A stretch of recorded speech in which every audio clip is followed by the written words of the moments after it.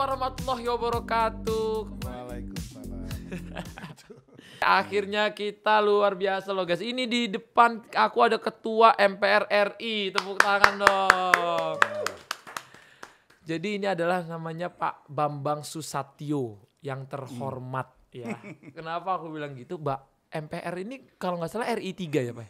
RI 5. RI 5. Kalau RI 3 tuh istrinya Wapres. Oh. Istrinya presiden, sorry. Oh emang iya? Iya. Oke, RI 3 istri. Jadi RI presiden. 1 itu presiden. Presiden. RI 2 Wapres. RI 3 Ibu Presiden. Ibu Presiden. RI 4 Ibu Wapres. Ibu Wapres. RI 5 serang saya. Oh, emang Ketua dari MPR. rulesnya gitu di Ya. negara. RI 6 Ketua DPR. RI 7 Ketua DPD. Oh, berarti bisa dibilang setelah presiden dan wapres dan dengan istri, Bapak dong orang Ya. paling besar di negeri ini. RI 5. Nah, kalau yang aku lihat nih Beh ya, Babe ini kan sering collab nih sekarang sama artis. Aku tuh sempet aneh, gimana ya? Dulu kan orang sekarang banyak komplain kalau artis masuk ke YouTube. Tapi sekarang pejabat pun bikin YouTube gitu loh Pak. Ya. Menurut Babe gimana tuh pandangannya tentang pejabat juga nge-YouTube? Ya, jadi karena ketua MPR ini atau KMPR ini punya misi, ya punya tugas mensosialisasikan 4 pilar. Pancasila, Bhinneka Tunggal Ika, kemudian NKRI dan Undang-Undang Dasar 45. Jadi ya biasa. mau tidak mau harus kita masuk ke semua lini. Semua lini. Saya kesulitan masuk ke anak-anak muda milenial maupun generasi Z. Karena apa? Karena kan kita yang di MPR ini udah berumur semua. Nah, cara satu yang paling pas bisa masuk adalah ke dunia mereka ini, ke dunia Hatta dan teman-teman ini dengan saluran media sosial, antaranya YouTube, kemudian Instagram, kemudian Facebook dan lain-lain. Gitu. Jadi bukan sembarang masuk. Bukan sembarang masuk. Ingin Ada misi membawa besar. Pesan. Ada pesan yang harus disampaikan kepada generasi muda ini bahwa kalian sebagai generasi muda yang akan memimpin bangsa 5-10 tahun yang datang harus paham nilai-nilai, filosofi, dasar negara dan ideologi negaranya yaitu Pancasila. Luar Gitu. biasa guys ya. Jadi negara ini yang mimpin nanti bukan kita itu paling hanya mengantarkan, tapi kayak Hatta dan lain-lain yang akan mimpin negara ini. Jadi harus tahu. Amin. TikTok bikin juga, Beh? Enggak, belum. Tapi kalau ada yang ngajarin boleh juga. Soalnya kan media sosial makin hari nambah, Beh ya. Iya, betul. Salah satunya TikTok ini kan lagi viral juga gitu loh, Beh ya. Boleh juga kalau ada yang ngajarin. Oh, gimana di abis ini kita challenge Babe nge-TikTok guys ya. Yang penting nih TikTok Pancasila. TikTok Pancasila. Berarti TikTok Pancasila itu harus lagunya tentang kebangsaan berarti. Ya, ada Garuda Pancasila, ada Indonesia Raya, ada mana?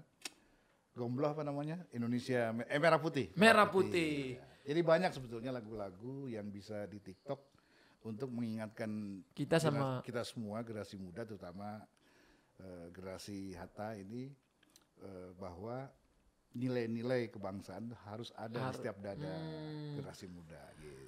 aku tuh bingung. Kan takutnya ya, aku nggak tahu, aku sendiri takut mengkampanyekan misalnya lagu nasional, misalnya di TikTok atau gimana, takutnya disangkanya pelecehan, Be. Misalnya, oh ini ngelecehin lagu nasional misalnya. Enggak, yang penting jangan lagu Indonesia Raya. Jangan lagu Indonesia Yang lain Raya. nggak ada masalah. Yang lain nggak ada masalah. Yang penting kan pesannya sampai. Oh, Cinta kadang-kadang tanah air, cinta negeri, cinta semua itu nggak apa-apa, nggak ada masalah. walaupun jogetannya Nggak ala-ala gitu. apa-apa. Asal jangan tanpa selai benang pun aja. Oh, kayak itu baru ya, jangan. Kalau itu jangan. Oh, nanti kita bikin TikTok ya, guys. Nah, kalau aku lihat ya Babe ini, guys ya. Ini aku sudah lihat Babe ini kan dari dulu-dulu ya. Ketua Motor Besar Indonesia. Ketua apa? Ketuanya Babe? Pembina. Jadi aku tuh pernah datang ke acara motor, rame segala motor guys, dari Harley sampai motor bebek. Rame banget sebelum Covid ya ini ya. Rame, kita ternyata Babe juga di depan panglimanya. Itu kan maksudnya Babe ini memang suka otomotif gitu ya. Ya, jadi semua jaringan yang saya sudah bangun dari muda itu saya maksimalkan untuk memasrakkan Pancasila, Undang-Undang Dasar dan lain-lain semua, termasuk Bhinneka Tunggal Ika. Gitu.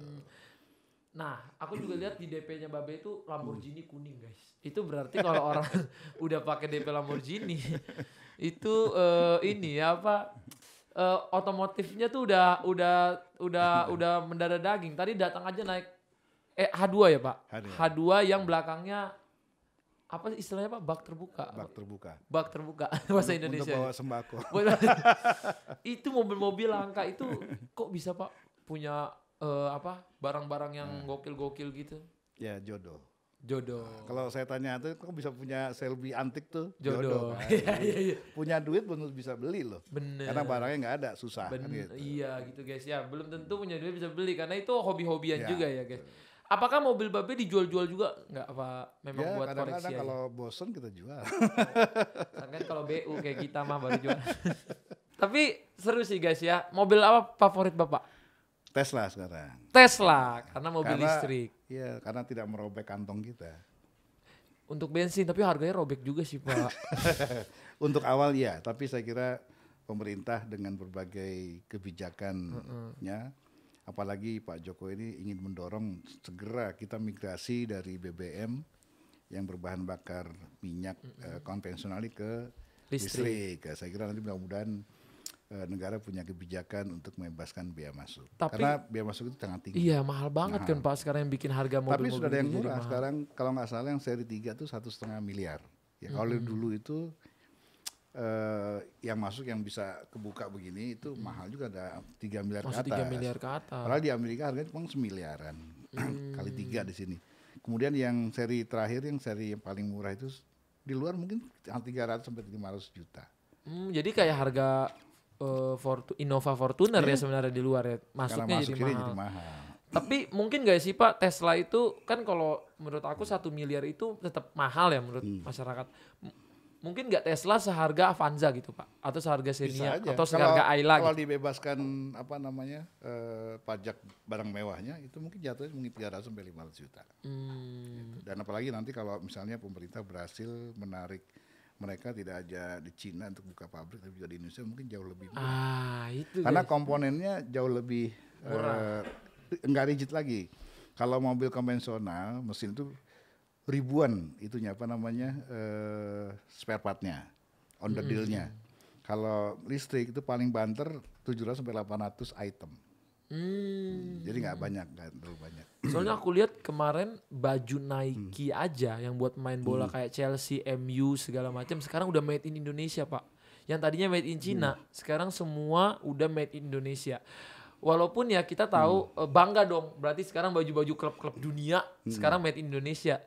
Tapi kalau ditanya alasannya agak-agak miris Pak. Apa itu? Kenapa alasannya bikin Indonesia? Karena di Indonesia tenaga kerja murah. Sebenarnya kan berarti tenaga kerja kita tidak dihargai seperti di luar gitu kan Pak. Nah kalau itu kayak gimana tuh Pak? Itu hitungannya kita bangga apa? Jadi ya namanya tenaga kerja, kemudian juga masalah ekonomi tergantung demand supply. Jadi kalau kebutuhannya tinggi, persediaannya tidak banyak, maka itu bisa mendongkrak harga. Nah, tenaga kerja kita cukup banyak, sehingga itulah kenapa jatuhnya jadi murah, karena kompetitif kan gitu.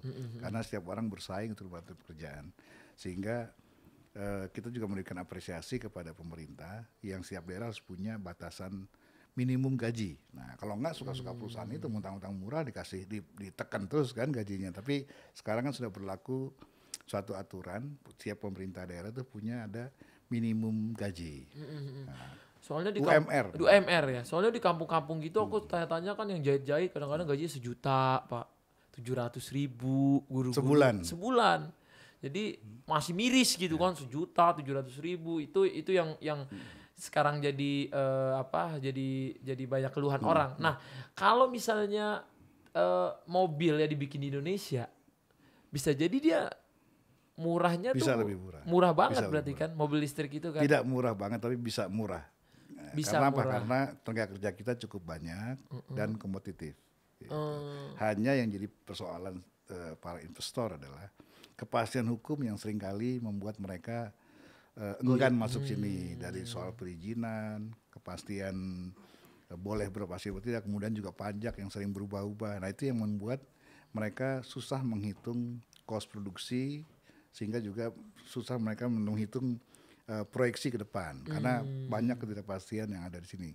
17 Agustus kena sumbangan, Lebaran kena sumbangan, Tahun Baru kena sumbangan, peringatan ulang tahun daerah kena lagi, ulang tahun desa kena lagi. Jadi banyak kali. Belum lagi preman-preman yang nagih-nagih mulu. Ya, yang merasa menjaga wilayah itu. Jadi memang banyak problem di negara kita. Nah, pelan-pelan inilah yang mau dibenahi oleh presiden. Luar biasa guys ya, kita doakan, kita support. Jangan terlalu serius, kita yang santai-santai ya. Kalau yang santai, aku pernah suka lihat di Instagram Bapak suka nembak. Wah, katanya one shoot one kill. Itu apa tuh Pak filosofinya Pak kalau itu Pak? Ya, jadi menembak itu adalah satu cara kita refreshing. Ya. Refreshing. Jadi rekreasi sambil olahraga, sambil juga kita melatih fokus kita, melatih kesabaran kita. Kesabaran kita. Jadi setiap peluru itu harus pas, kemudian juga fokus, tang. Gitu. One man, one shoot. Tapi boleh nggak sih Pak kalau kayak orang kayak saya gini kita punya pistol gitu? Boleh. Boleh. Boleh. Jadi kalau untuk olahraga setiap orang boleh, cuma tidak boleh dibawa di luar, keluar daripada tempat olahraga. Misalnya di perbakin nggak boleh dibawa keluar. Itu harus izin itu diberikan hanya untuk latihan. Tapi kalau Atta punya SIM-nya ada. Bukan, punya akte, bukti sebagai direksi, komisaris, itu bisa mengajukan untuk menjaga keselamatan. Oh guys ya. Bisa, jadi bisa semua orang, setiap warga negara Indonesia boleh memiliki senjata asal memenuhi syarat. Itu guys ya, jangan buat asal-asal karena bahaya ya guys. Harus punya kesabaran yang tinggi kalau pegang senjata, makanya aku agak-agak ngeri lihat senjata ya. Tapi aku pengen belajar Pak, kadang-kadang nanti kita latihan olahraga ya Pak ya. Boleh. Nah, aku kan punya 10 orang adik Pak. Berarti aku 11 orang keluarga. Bapak punya 8 orang anak. Gimana rasanya punya anak banyak Pak? Aku tuh ngerasain kayak di asrama kalau di rumah Pak. Kamar mandi ngantri, mau makan ngantri, kadang-kadang udah gak mau ngantri, udah lempar aja rotinya, lama banget kan. 10 orang lagi di depan ya kan. Kalau Bapak gimana nih? Kalau saya lebih banyak sukanya daripada dukanya karena makan rame. Iya, seru ya malah Pak ya. Kesepian. Benar. Tapi aku ntar kalau misalnya mau punya anak, aku juga mau punya anak banyak Pak. Kerepotannya itu adalah keseruan yang bisa diceritain sampai nanti-nanti. Bisa apa? Bisa kasih kayaknya Pak. Berarti Bapak powerful. Kapan kawin? Sun. Enggak, persoalannya berani apa enggak kawin kita. Oh, berani dong Pak. Nah, jadi ini udah kelamaan ini. Emang Bapak nikah umur berapa dulu? Umur 25, kamu umur sekarang? 25. Udah harus kawin. Berarti kalau nggak akhir tahun ini aku mau nikah, kalau nggak tahun depan Pak. Sama yang mana? Rambut panjang malah pendek jadinya. Banyak banget Pak kayaknya. Kira-kira Bapak nanti di YouTube Bapak mau nanya apa ke aku?